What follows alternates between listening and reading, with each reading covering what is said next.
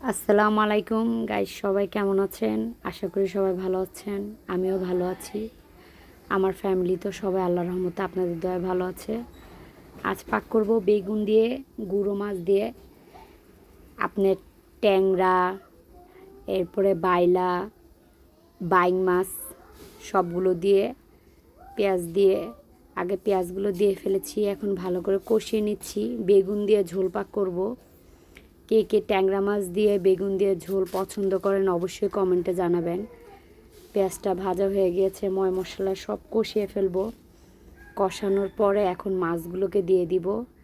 মাছগুলোকে দিয়ে সুন্দর করে আস্তে করে নেড়ে চেড়ে কষিয়ে ফেলবো, না হলে তো আপনার গুঁড়া মাছ ভেঙে যায়। কষানোর শেষের দিকে এখন মাছগুলোকে সুন্দর করে ভালো করে সব ময় মশলা দিয়ে দিয়েছি। এখন কষানো হচ্ছে, আর একটু কষিয়ে নিচ্ছি।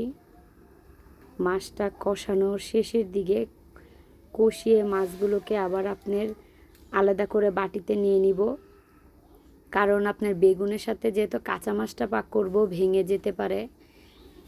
মাছগুলোকে নামিয়ে ফেলেছি, এখন বেগুন দিয়ে দিয়ে এই মশলাতে ভালো করে বেগুনগুলোকে কষাবো। কষানো এই যে মাছগুলো তুলে রেখে দিয়েছি একটা বাটিতে, বেগুনগুলোকে ভালো করে কষিয়ে নিচ্ছি। একটু পানি দিলাম, বেগুনে এত বেশি পানি লাগে না।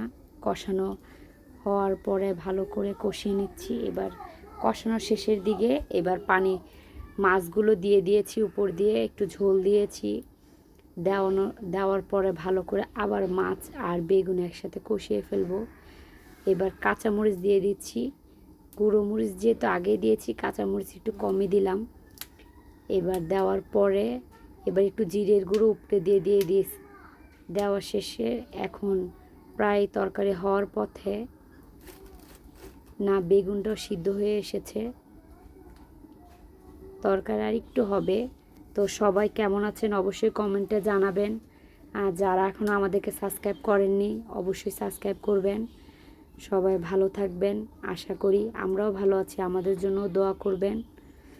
তো এই তো তরকারি নামিয়ে ফেলেছি, এবার ফাইনাল লুক চলে এসেছে, তরকারি হয়ে গিয়েছে। আর কে কে ট্যাংরা মাছ দিয়ে বেগুন দিয়ে এভাবে ঝোল পছন্দ করেন অবশ্যই কমেন্টে জানাবেন। ভালো থাকবেন সবাই, সুস্থ থাকবেন।